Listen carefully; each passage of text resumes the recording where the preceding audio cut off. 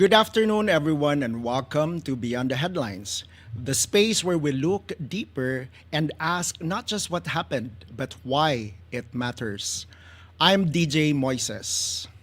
Today, we talk about two stories that may seem very different on the surface, but both speak to who we are as a people and the choices we make as a community. First, we confront a painful reality. The collapse at Binalio landfill is more than an environmental incident. It raises urgent questions about public safety, accountability, and how we manage the consequences of growth. What went wrong? What risks remain? And more importantly, what must be done so never will this ever happen again? Joining us through Zoom is Cebu City Councilor Joel Garganera to help us go through beyond the headlines and into the hard truth behind the incident. And then we shift from crisis to contemplation. As Cebu prepares for Sinulog, we often focus on the crowds, the color, the celebration. But beyond the festival atmosphere lies something deeper, a spiritual story that has shaped faith, identity, and devotion for centuries. Joining us live today in the studio is Father Ben Soliman, Provincial Liturgist, Province of Santo Niño de Cebu, as we talk about the spiritual heart of Sinulog, why it continues to matter, especially in times of uncertainty and challenge. Two conversations for today. One, people seeking accountability, meaning, and hope. I'm DJ Moises, and this is Beyond the Headlines. So let's begin. The collapse at Binali landfill is not just a headline. It is a warning. What was meant to contain our waste instead became a source of danger, raising urgent concerns about safety, environmental protection, and governance. For the families living nearby and for a city that continues to grow, the questions are unavoidable. How did this happen? Who is responsible? And what immediate steps are being taken to prevent another disaster? Joining us through Zoom is Cebu City Councilor Joel Garganera. Good afternoon, Councilor Joel, and thank you for joining us at this very difficult time. May hapon po, DJ. Sige, so Councilor Joel, we figured as we learn more about this incident there are at least 3 cities that are actually utilizing the Binalio landfill. So that's Mandaue City, that's Cebu City, and then there's also Lapu-Lapu City. So in terms of monitoring and enforcing safeguards in Binalio landfill, whose responsibility is this? Is this Cebu City being the host, or is it DENR? Well, when you talk about the 3 cities, now we're dealing 1,000 tons a day of garbage, of which 600 came from Cebu City alone. Well, that's responsibility is, of course, DNR, because it's not enough that they just issue an ECC, part of which is they have to monitor its operation. And of course, when it's outside of the landfill, we are also responsible for the trucks, the traffic. And once it's inside, I don't think that we don't have any power for us to stop its operation, especially what transpired few days ago. It is enough that we have to close the landfill. And it seems like it took DNR something like 100 hours before they issue a cease and desist order. So the mayor could have declared that right there and then. But then anyway, that's water under the bridge. They already issued a cease and desist order of the said landfill. And more than anything else, it's not just a DNR. They have also their own safety occupational officer.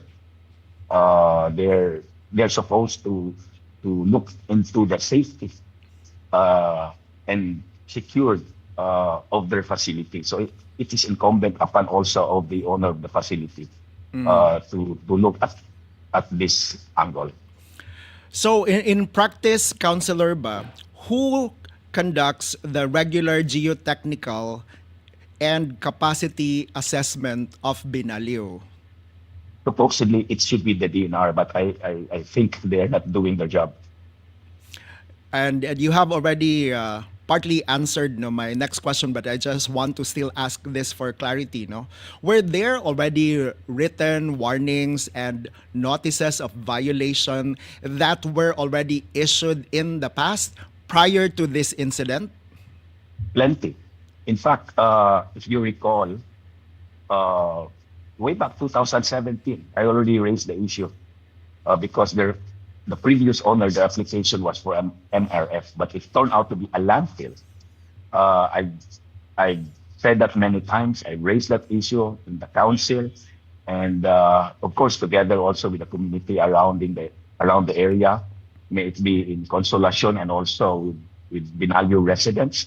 And you can read it in the papers. There's a narrative for it, and we are not remiss of our duty in reporting. But it seems that ENB is not acting on it.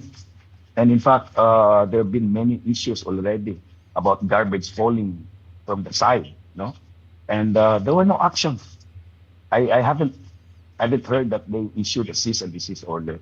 And I'm also quite frustrated because, as you very well know, also I was the one in charge in closing the landfill in Inayawan because it's already outlived its usefulness, and only for it to open another landfill, no?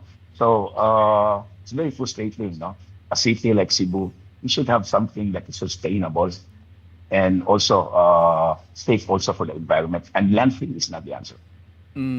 So you have mentioned nga na nagidi ang mga notices of violation and lots of them in the past, even prior to the incident last week. So what are your thoughts now that DNR already issued cease and desist order after the fact already? Yeah, it's uh, too late, too late, no? We could have prevented this. We could have prevented this. And blood is in their hands. That's EMB. And of course, Prime Waste. And do you think it also makes sense for the general public, no, where I'm also part of, for DNR actually to release no the full inspection history for our awareness also? Uh, I don't think they're doing their job. So I haven't seen any inspection report from their end. Uh, I haven't heard of them reporting to our solid waste management board. I haven't heard of any report given to the mayor or the council from their end. It seems that they're untouchable. No? Uh, I, I, I one time I had a history with this present EMB director. Sometime in 2023, I visited her together with New Sky for our project of the waste to energy facility, and she was really very excited, and she looked forward that it will be a reality. And then after that, there was an event in Prime Waste. They have a new owner, and then somehow the secretary then of DNR, Lonzaga, was the guest speaker. And after that, when I visited her again, she didn't even recognize me anymore. And then she she relayed to us that waste to energy is illegal. So there's a sudden change of attitude. So no wonder I believe she's not doing her job. And declaring a cease and desist order after 100 hours, to me, that's too late already. The other question also that I have, counselor, is in the context of a plan B, no? Because in my private practice, when we have kanang plans or business continuity plans, we always go for a contingency plans. Was there also a contingency plan that you saw or you have heard or you have observed specific to the Binalio landfill? There's none. There's none. I haven't heard any. So, so, I'm just pushing the envelope further, no. So, if there is none, do you think it's also unusual, no, considering that multiple LGUs are actually using the facility and there is no fallback plan? Yes. Metro Cebu at that, no? Yeah, We're a highly urbanized city, and then yet we rely on landfill, and there's only one field that accommodates the three major cities in Cebu. So that is something that's a yeah. big slap on our face, no, for not being able to address issue which is very basic in any city, which is garbage. Mm.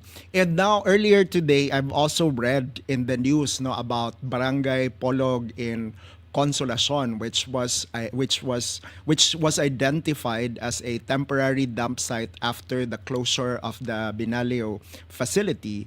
But the barangay officials also claimed that the trucks from the Tri-Cities have arrived even without prior notice, no? So do you think the host LGU, and in this context, Consolacion, no? Do you think the host LGU should allow these tri-cities, no, and to first have their consent during emergencies? Because this is an I emergency, yeah. You're right. I understand from what the mayor said that it was DNR who made such arrangement. That was that was that was when what I heard, that it was DNR who made the arrangement that Cebu City will dispose the garbage in Polog. And mind you, there are a lot of barangays also in Consolacion who's been complaining already to EMB about the operation of landfills there in Binalio. Uh, their leachate somehow went to their water source, and it affected the potability of the water. And they've been complaining this, but somehow DNR or EMB do not act on this. So I understand the feeling. So if DNR wants something, that's okay. But then again, when they raise issues about the operation of the landfill, and DNR did not respond, did not react. So I understand their feeling that you should also hear our sentiment and I think there's a lag. over their place. Okay. Yeah. Okay. So there was a lag actually earlier, counselor, no? So kanang you've mentioned this already in the beginning of the interview, no? We've seen Inayawan landfill, and now there's Benalio landfill, and then now the contingency during the time of emergency is kaning sa Polog na pod in Consolacion, no? So in your kanang opinion ba, what should be the specific measures that should be put in place so that alternative sites such as Polog will not suffer the same fate as Binalio and Inayawan previously? Well, what should I mean if it was for me, no, to address the issue, we could have declared the city in a state of calamity, so that we have these two, legal and financial, in trying to speed up the response and restoration of this disaster. To me, we could negotiate. We could negotiate this other landfills also, which is not only in Pulo, but there's also a landfill in Talisay. There's also a facility in Naga. Somehow we will not put all our 600 tons in one landfill. and it will be properly distributed also. Because to me, it's not only us who will be using Pulog. Mandawi will also be using Pulog. Lapu-Lapu will be using Pulog. And I understand the sentiments also of the barangay officials there. No, just imagine hundreds of trucks uh, commuting on a daily basis. No, so I understand, and also the fear that what might happen in what happened in Binalio will also happen in Pulog. So to me, mas maayon ka itong i-distribute. We'll distribute because 600 tons is 600 tons. If we could work something like from the Cebu City South District barangays that they will just throw their garbage like 150 in let's say in Talisay, and we will negotiate directly with the facility also, or in Naga for that matter. And I have heard there's another city in southern Cebu is also opening up their own sometime this month their own landfill. So we will not be relying just on one landfill. To me, that should be the best thing to do in addressing the crisis today. So you mentioned 600 tons per day, and that's just Cebu City, no? And earlier in the Yes. interview, if I've captured it correctly, you said, no, na if we combine the waste of the Tri-City, this is 1,000 tons of garbage per day, no? Yes. And so in that context, because you've also mentioned other alternative sites ba, aside from Polog, what do you think now are the non-negotiable engineering standards that should be in place? Well, if you have to be straight about it, uh, Pulog is not even a sanitary landfill. That's an open dump site. No, it's a misnomer. We have been addressing prime waste as a sanitary landfill. You saw it. It's an open dump site. No, just to show you how inefficient, how remiss this EMB in addressing in the operations of such facility. Yeah. And then the other question aside from the engineering standards is also the checks, no, that should be in place, as well as the penalties, no, if ever there will be violations. I know you've already answered this partly, but do you think for these alternative sites, especially in Polog, are these also in place? No, never. You know what? When you talk about penalties, I remember sometime in 2017 when it was still owned by ARN, many residents in Benalio had been complaining that their mango trees were cut, around 100 of them. So I filed a complaint before the EMP office, and they issued a cease and desist order. And after that, just for a while, and then I haven't heard of any penalties being imposed. I haven't heard. More so with the operation of this prime waste, even before that is earned, I haven't heard of any penalty, and that's the naked truth. Uh, uh, right now with Polong, that's it, no? Yeah. So moving forward, Counselor, no, before we let you go, what do you think should be the long If if term if solutions, no, that should be in place aside from looking for more landfills, no? Yeah, but to me, the long term should be something that is very sustainable. What First World countries are doing, no? To tell you, Singapore has a 5.6 million population, and yet they have five waste to energy facilities.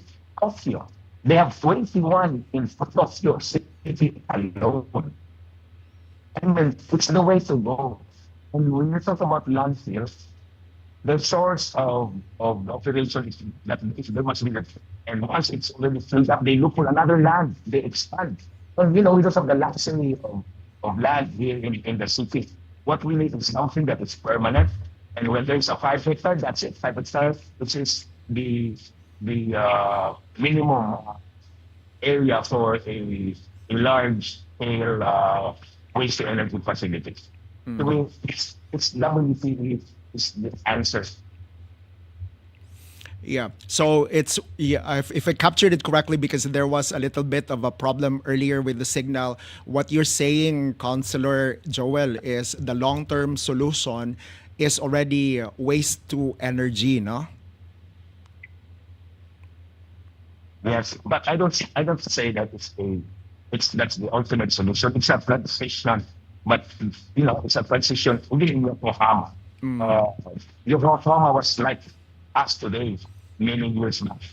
So it took a while. It goes through a process that we have zero waste, and then we're very efficient in recycling and everything. But again, in as much as the mayor, for sure, no, he's advocating for this. But in transition, you can only do a pigment of the anode for recycling, plastic and everything. But to deal 600 tons on a daily basis. So we really have to put that in proper in proper disposal, which is, in a waste to energy facility, you reduce the volume by more than 90%. You reduce the volume. By doing so, you'll be able also to get power, which is, by the way, Cebu City has no power generator of its own. And when I was in Hawaii, they treat garbage waste to energy as a renewable energy. No? When you talk about when you talk about when you talk about environmental protection, how they preserve their surroundings, Hawaii is very strict on that, and yet they have the waste to energy facility as early as 1997. Okay, so and they have a very big facility that can accommodate around 3,000 tons a day. So to me, that is really the solution, and not landfilling. In fact, in Europe, you can no longer see landfill there. In fact, they're they're they're they're trying to import garbage from other countries in order to supply garbage to their own facility in order to produce power. So, at least from what I'm hearing in this conversation, Counselor, this is an undesired situation, but we are also hopeful that from this undesired situation, we will be learning powerful lessons that can move us forward better, safer, and more efficiently this time around. Yeah, Sige. on hindsight also, I always look I always look at tragedy as an opportunity also, and we should also be serious in dealing with our respective garbage. As what the mayor said, garbage should, you know, segregation should start at home, no, and we should be serious in that. The more we have problems, we have this crisis, the more that we have to really implement and enforce the said segregation, because it will really help a lot to our garbage problem. Sige, thank you, Councilor Joel Garganera, for your time today. Salamat, Pitsenyor. Yeah, Pit Senor, and thank you also for helping us go beyond the headlines. So this incident in Binaleo reminds us that governance is not just about systems and structures, but about people, lives, and responsibility. In moments of loss and uncertainty, communities also turn inward, seeking meaning, reflection, and hope. And that brings us to our next conversation.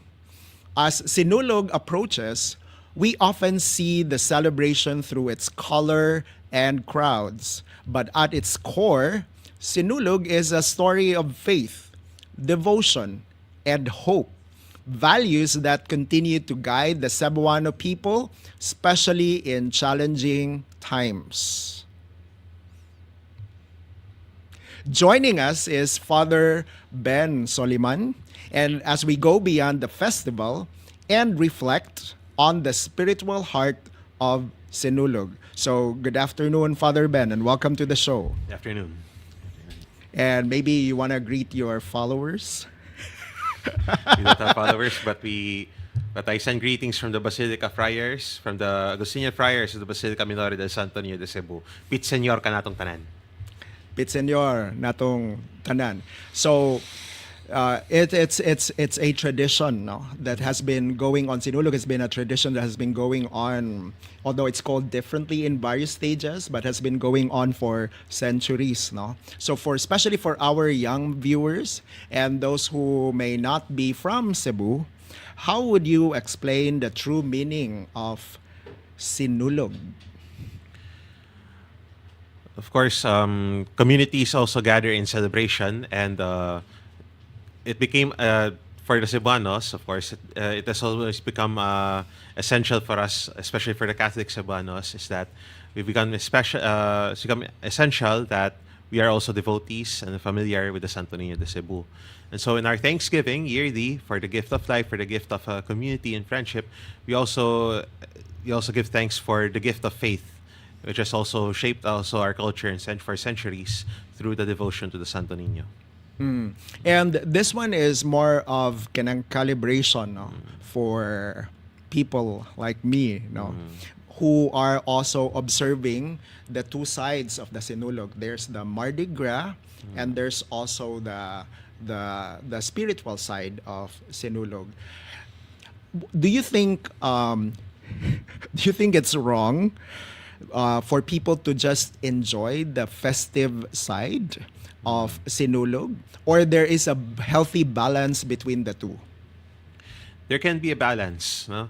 As long as as we know, the reason for our celebration is that we celebrate because we give thanks to the Lord for the blessings He had received through through Señor Santo Niño, and because of that joy, that joy simply overflows into our revelries. But of course, there is still that caution in our part na there has to also be moderation, no? Because we're not saying there is drinking by itself is a sin, for example, but drinking to abandon can lead to sin. So you can look at it both ways. In the same way that eating itself by itself is not a sin, but kanang magpalabi kaon, palabig inom, that can lead to abuse, that can lead to sinful situations on our part. So we can revel, we can make merry, but as long as we are rooted, we understand the reason why we are celebrating, and we do it in a good way. Hindi ka na magpalabita. Not, No, actually, that is a good point. And correct me if I'm wrong, if I've captured it correctly, the festive part or the revelry part is more of an expression of our faith. No? I think that's a good reminder also for people like me. No? So now let's move towards the Sinulog dance. No, because there's also a spiritual side of this. No, so can you also explain to our viewers, no, why this movement is also kanang powerful?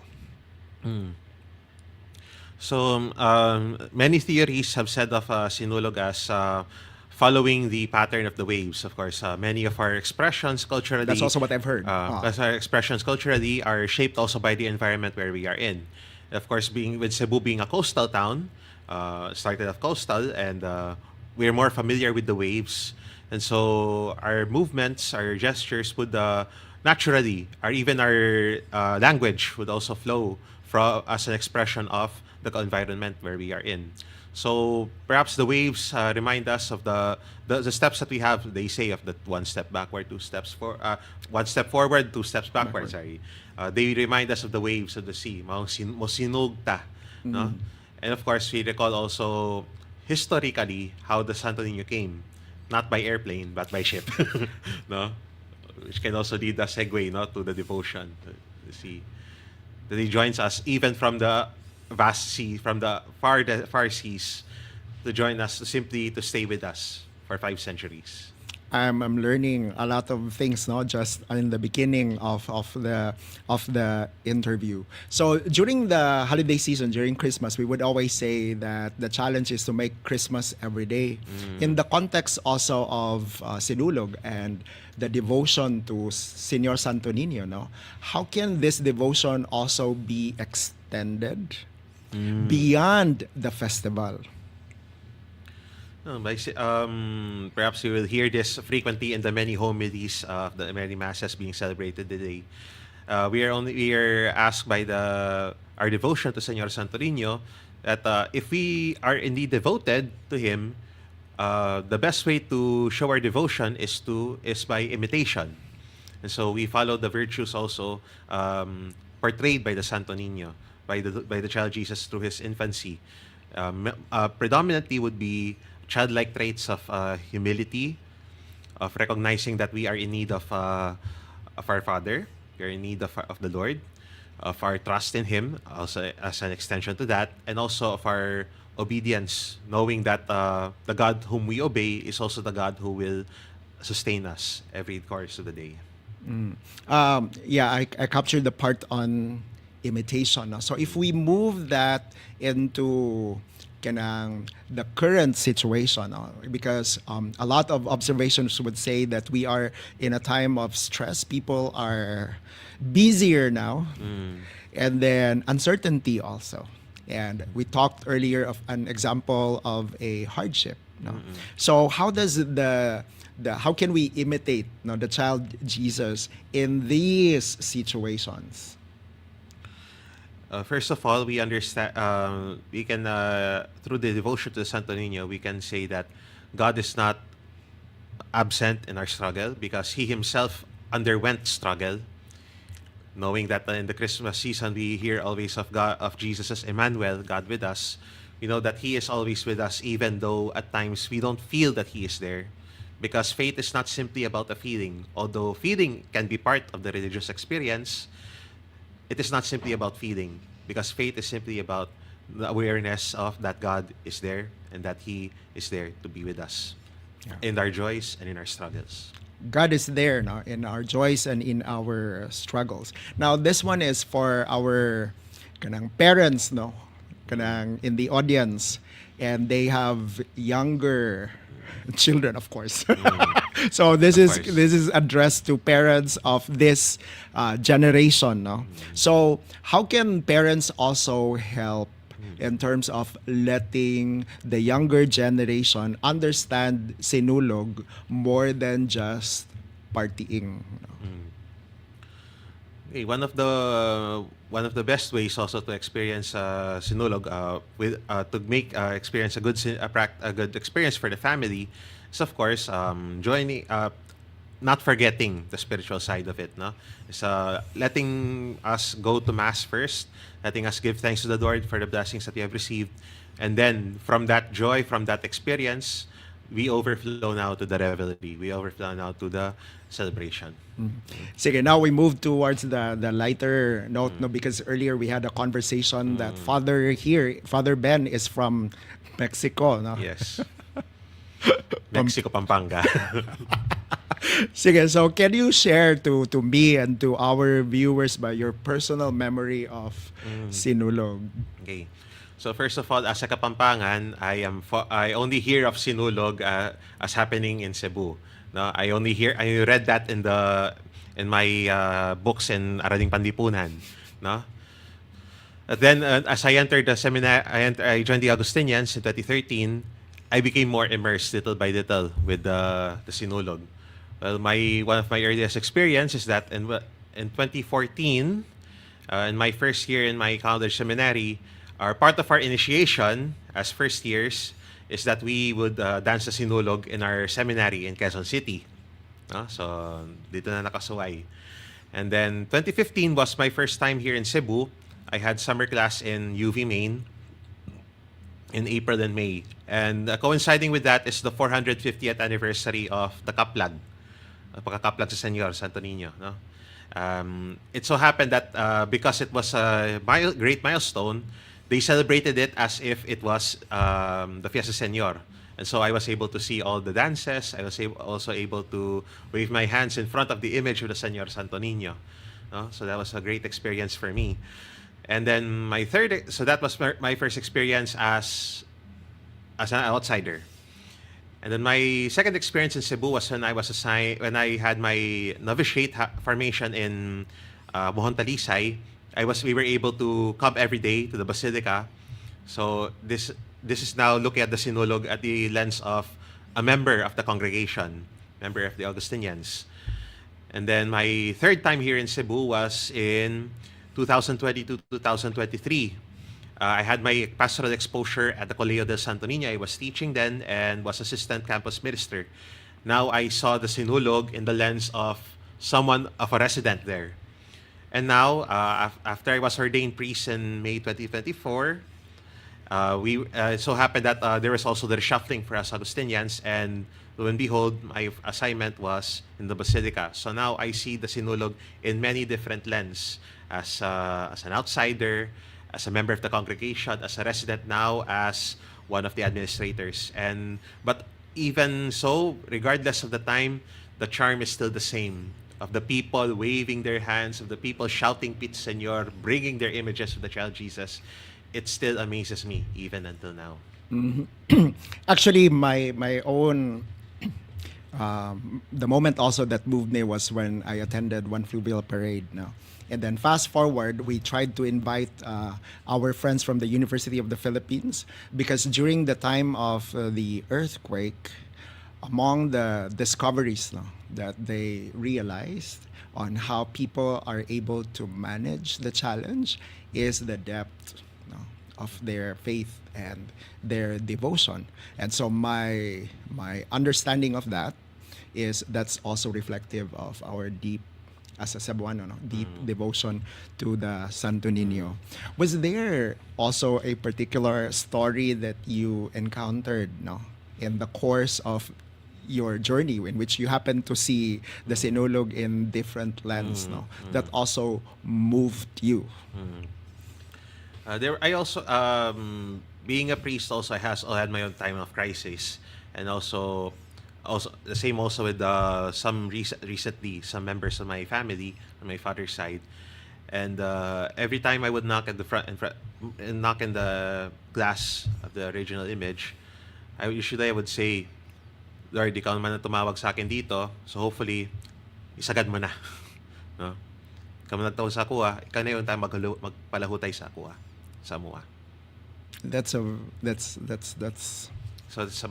in a way, that would be a sense of divine surrender, divine abandonment, no? Both joy and of cross. Because knowing He's there anytime, every time. And then I like how we always go back to God is present, no, in good times and even in especially in our challenging times. So now I'm also drawn towards the vendors, no, the drivers and the volunteers, no. So what role also do they play, no, in this celebration, in terms of adding meaning, no, to the celebration? Well, but how they add meaning is that they always remind us of the reality of the Santo Niño, the reality of the devotion, that they invite people, perhaps in their own capacities, vendors selling the images, drivers leading people to and from the Basilica.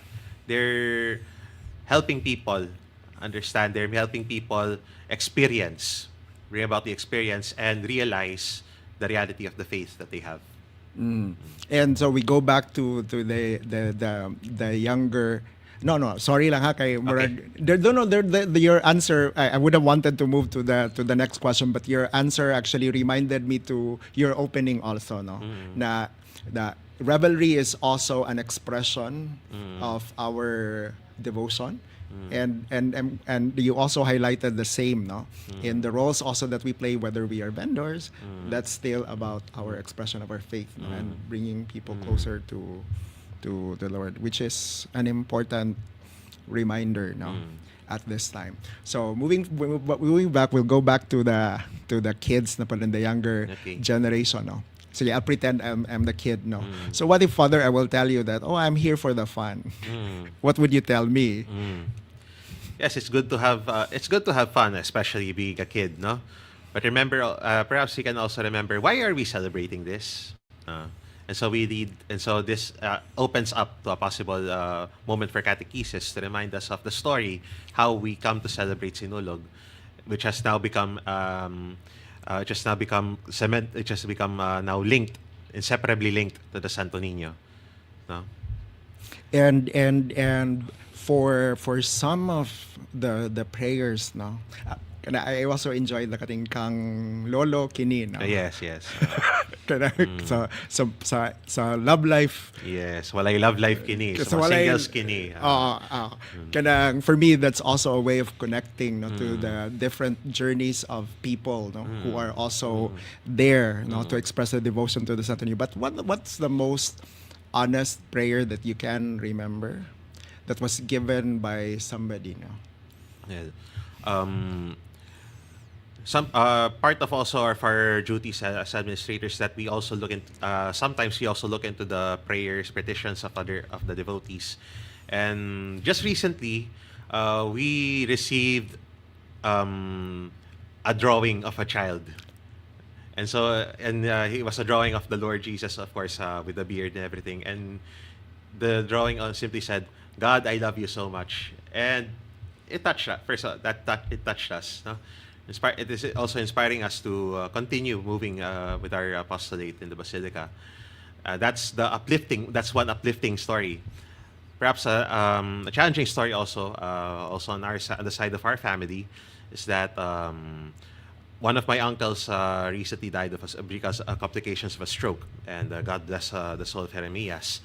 And it so happened that our family had the difficult decision to unplug the life support.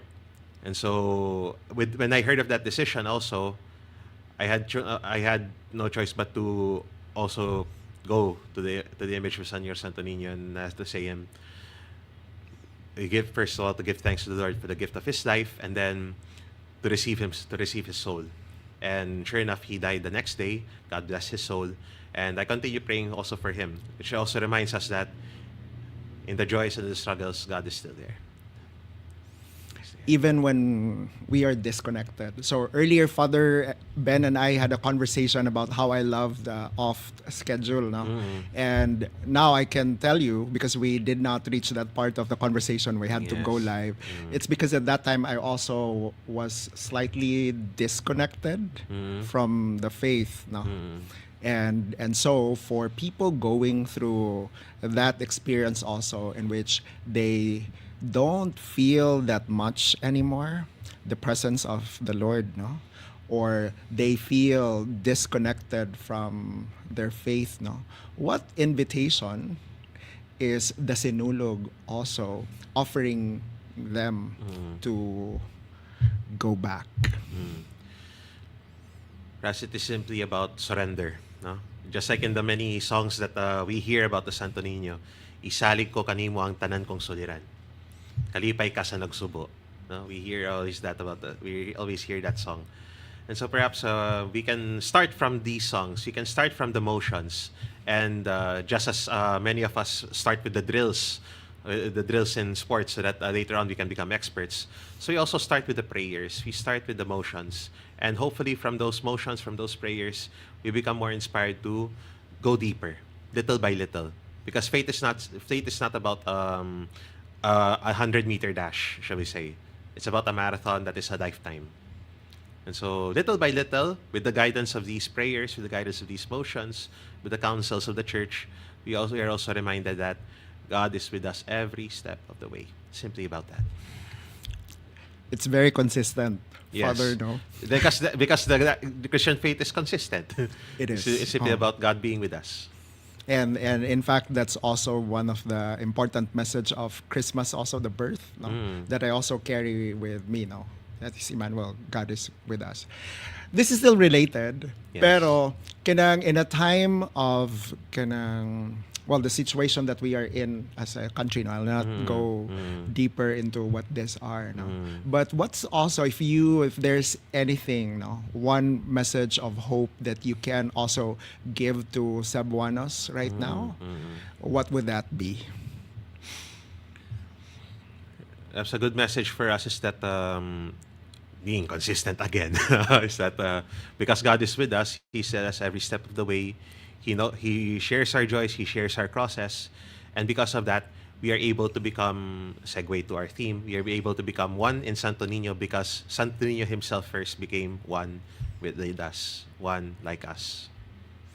And if there's anyone who is very familiar about our journey, that's also him, no? Yes. Because yeah, that's another perspective also that I'm learning in this conversation. So let's go back to the macro side na Okay. of Sinulog, no. So because this is something that we have been observing for centuries, no, and we are also optimistic that this will continue for centuries more to come, no. So how does the Sinulog shape our identity, no, and our faith, not just as a Cebuano, but as a Christian?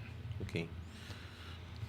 Well, perhaps sociologically, we can also see that in our love of and devotion for the Santo Niño is our love for children. No? And because because we also care for children and we want the best for them, we also want to lead them towards what is good, toward what is right.